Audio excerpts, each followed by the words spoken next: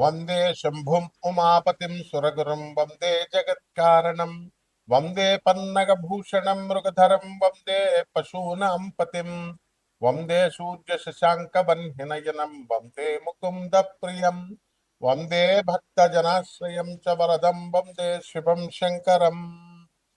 ఓం శ్రీ దుర్గామల్లేశ్వరాభ్యాం నమః. అర్జునం వందే జగదేక వీరం. ఓం శ్రీ రాధాకృష్ణాభ్యాం నమః. మనకి శనీశ్వర స్వామి అనగానే మనం భయపడతాం. చాలా మందికి శని అర్ధాష్టమ, అష్టమ, ఏలినాటి శని సమయాలలో మాత్రమే మిమ్మల్ని ఇబ్బంది పెడతాడేమో, మిగతా సమయాల్లో ఇబ్బంది పెట్టడేమో అనుకుంటారు. కాదు, అసలు అర్ధాష్టమం, అష్టమం, ఏలినాటి శనిలో ఇబ్బంది పెట్టడాలు కాదు, అది ట్రైనింగ్ ఇస్తున్నాడు మీకు. ఇప్పుడు మా బంధువులు వచ్చారండి అని కోళ్ళను కోసేసి, మేకలను కోసేసి, గారెలు వేసేసి భోజనాలు పెడతారు.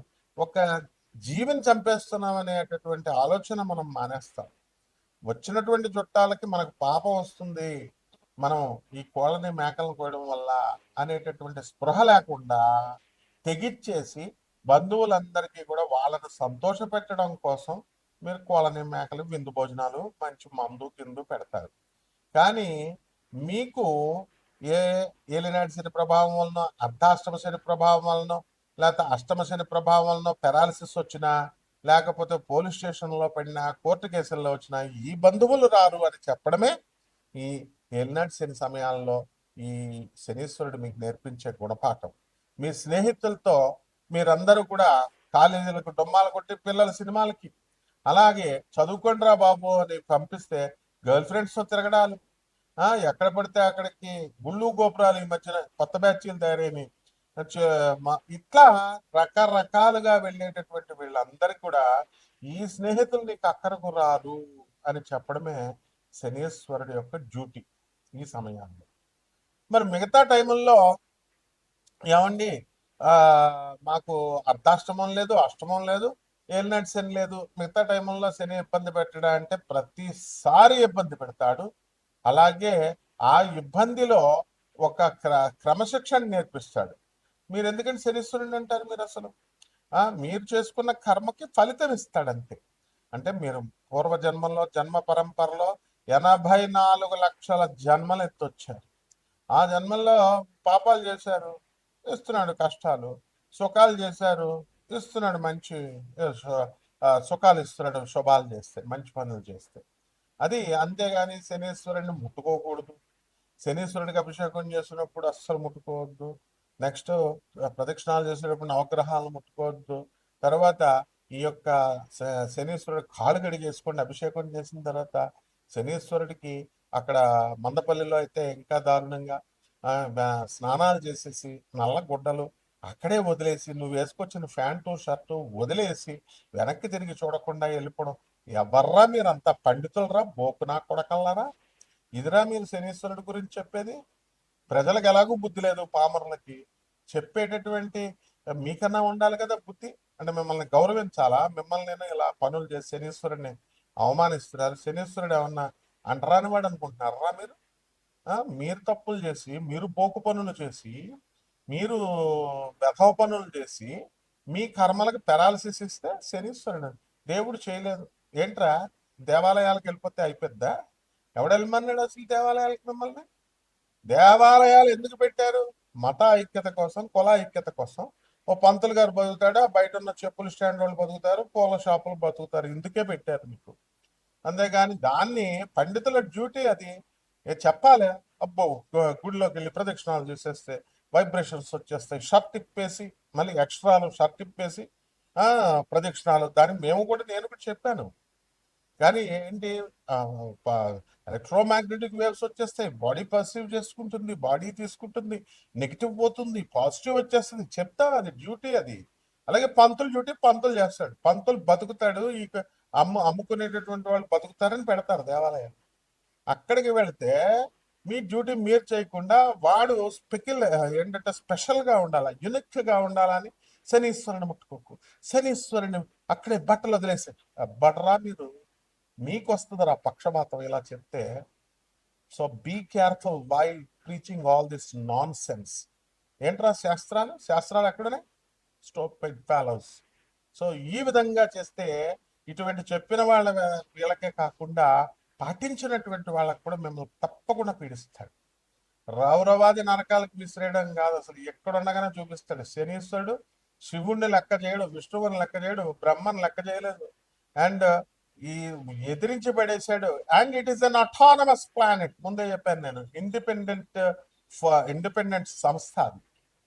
ఎలాగైతే ఒక ఏఐసిటిఈ, ఒక యూజిసి, ఒక అటానమస్ బాడీస్ ఉన్నాయో, ఇండిపెండెంట్ చార్జెస్ ఉన్నటువంటి బాడీస్ అది.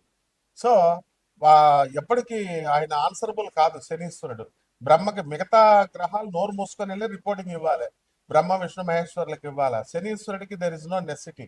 ఈవెన్ నవగ్రహాల నాయకుడైనటువంటి రవి కూడా వెళ్ళి రిపోర్టింగ్ ఇవ్వాలి. అండ్ శనీశ్వరుడు అంటే reformative planet, and he will reform the society, he will amendment planet అది. బ్రహ్మ విష్ణు మహేశ్వరులు కూడా వాళ్ళు పాత లాస్ రాసి ఇది అని అన్నప్పుడు నీకు దాన్ని అమెండ్ చేస్తాడు ఆయన. బలి చక్రవర్తి ప్రైడ్ దానాలు చేశాడు, ప్రైడ్ అహంకారం వచ్చింది. అదే అప్పుడు ఏం చేశాడు, విష్ణుమూర్తిలో దూరి ప్రైడ్ అనేటటువంటి దాని వల్ల గొప్ప నేను దానం చేస్తున్నాను, చాలా మంది దానం చేస్తారు, మంచిది అంతవరకు. కర్కాటక రాశి, ఈ కర్కాటక రాశి వారికి అందరికీ కూడా అష్టమ రాహుగ్రహ ప్రభావం జరుగుతోంది. దానివల్ల మానసికమైనటువంటి అశాంతి ఎక్కువగా ఉంటుంది. ఆ తర్వాత మీరు ఎన్ని మంచి పనులు చేసినా సరే మీకు కలిసి రాకపోవడము, అపనిందలు పడటము, ఇలాంటివన్నీ కూడా జరుగుతూ ఉంటాయి. అలాగే ఈ యొక్క పనులు లేటుగా అవడము, అసలు యాక్చువల్గా ప్రతి పనిలో కర్కాటక రాశి వాళ్ళకి చూడండి, లాస్ట్కి పిల్లల స్కాలర్షిప్ల విషయంలో కూడా లేటుగా రావడం. పని జరుగుద్ది కానీ మిగతా బ్రాంచెస్ వాళ్ళందరికీ వెంటనే అప్లై చేసుకోండి. మిగతా కాలేజెస్ వాళ్ళంతా క్యాస్ట్లు ఉంటాయి కదా, మిగతా కేటగిరీస్ వాళ్ళంతా కూడా ముందు అప్లై చేసుకోండి అంటారు. 30వ తారీఖు లాస్ట్ డేట్. కాలేజ్ వాళ్ళు ఏం చేస్తారు, లాస్ట్ డేట్ అయిపోతుంది పర్లేదు మేము పెడతాంలే అంటారు.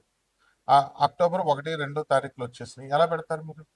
30 అయిపోయింది కానీ స్కాలర్షిప్ వాళ్ళు ఎలాగో డేట్ పెంచడము, గవర్నమెంట్ ఇలా ఏవో జరుగుతాయి. మొత్తం మీద నిర్ణీత సమయంలో మీ పనులు అవ్వవు. పనులు అవ్వడం అయితే జరుగుతాయి కానీ ఆ విధంగా ప్రతి పని కూడా ఉంటుంది. విద్యార్థులు చదువుల్లో కాస్త ముందుకు వెళ్ళడం అనేటటువంటిది జరుగుతుంది. కాస్త ఇంకా ఎక్కువగా కష్టపడి చదవాలి.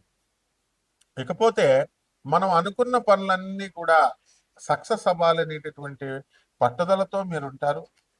అలాగే నిద్ర ఎక్కువగా ఉండడము, బద్దకించడము, ఉదాసీనత ఇవన్నీ కూడా మిమ్మల్ని వెంటాడుతూ ఉంటాయి. వీటిని కొంచెం తప్పించుకోవాలి. వ్యాపారాల్లో వచ్చేసరికి బట్టల వ్యాపారాలు, టిఫిన్ సెంటర్లు, ఆ తర్వాత ఈ యొక్క టీ స్టాల్స్, సాఫ్ట్వేర్ ఇండస్ట్రీస్, ఇలాంటివన్నీ కూడా మీకు మంచి లాభాలను తెచ్చిపెడతాయి. అయితే సాఫ్ట్వేర్ ప్రాజెక్ట్స్ రావు, మనకు రాహు బాగుండలేదు కాబట్టి కొంచెం జాగ్రత్తగా చూసుకోవాలి. ఇక సినిమా ఫీల్డ్లో ఉన్నటువంటి రాజకీయ నాయకుల, సినిమా వాళ్ళు, హీరోలు వాళ్ళందరూ కూడా మంచిగా గెలవడం జరుగుతుంది, మంచి హిట్ అవుతారు. అలాగే వీళ్ళని మనం తీసుకున్నాం అనుకోండి, రాజకీయ నాయకులు కూడా మనకి వాళ్ళకి పోస్టులు రావడము, లేదా జిల్లా ఇన్ఛార్జీల కింద వీటి కింద వాళ్ళకి పోస్టులు రావడం అనేటటువంటివి జరుగుతాయి. కాబట్టి పోలీస్ డిపార్ట్మెంట్, ఇన్కమ్ ట్యాక్స్ ఇలాంటివి ఉద్యోగాలన్నింటిలో కూడా ప్రమోషన్స్ రావడానికి అవకాశం ఉన్నాయి గవర్నమెంట్ సెక్టార్లో. అండ్ సాఫ్ట్వేర్ రంగాల్లో ఉన్నటువంటి వాళ్ళకు కూడా మీకు ఇతర దేశాలకు వెళ్ళేటటువంటి అవకాశాలు వస్తాయి, కానీ అవి ఇంకా మెటీరియలైజ్ కావన్నమాట. అవకాశాలు వస్తాయి, జాబ్ ఆఫర్ లెటర్స్ వస్తాయి, కానీ ఇంకా కొంచెం టైం పడుతుంది. ఈ రకంగా వేసాల కోసం వెళ్ళేటటువంటి వాళ్ళ పనులు అవ్వకపోవడము, ఆగిపోవడము, ఇలాంటివన్నీ కూడా జరుగుతాయి. ఇక వివాహాలు కానటువంటి వాళ్ళకి వివాహాలు అవుతాయి. అయితే కోర్టు కేసుల్లోకి, పోలీస్ స్టేషన్ గొడవల్లోకి వెళ్ళడానికి అవకాశాలు ఉంటాయి. కాబట్టి అనవసరమైనటువంటి సెక్యూరిటీలు, అనవసరమైనటువంటి విషయాల్లోకి వెళ్ళొద్దు. అలాగే కర్కాటక రాశి వాళ్ళ భార్యాభర్తలు చాలా మంది కోర్టు కేసుల్లో ఫైటింగ్లు చేసుకున్నారు. కొంతవరకు ఆడపిల్లలకి కాస్త ఈ న్యాయం జరగడానికి అవకాశాలు ఉంటాయి. ఈ పరిహారాల దగ్గరికి వచ్చేసరికి మనము ఈ కర్కాటక రాశి వాళ్ళకి అందరూ కూడా మనము ఈ రాహు జపాన్ని చేసుకోండి, రాహు స్తోత్రాలు చదవండి. రాహుకి కిలోంపావు మినుములను ఆవుపేట రంగు ఉన్నటువంటి వస్తువుల నుంచి పేద బ్రాహ్మణులకి శనివారం నాడు ఉదయం 8 గంటలకి దానం చేసుకోండి. అలాగే దశమహావిద్యల్లో ఒకటైనటువంటి బగలాముఖి అమ్మవారి యొక్క హోమాన్ని లేదా అమ్మవారి యొక్క మంత్ర అనుష్ఠానాన్ని జపాన్ని మీరు చేసుకోవడం ద్వారా బ్రహ్మాండంగా ఉంటుంది. శుభమస్తు.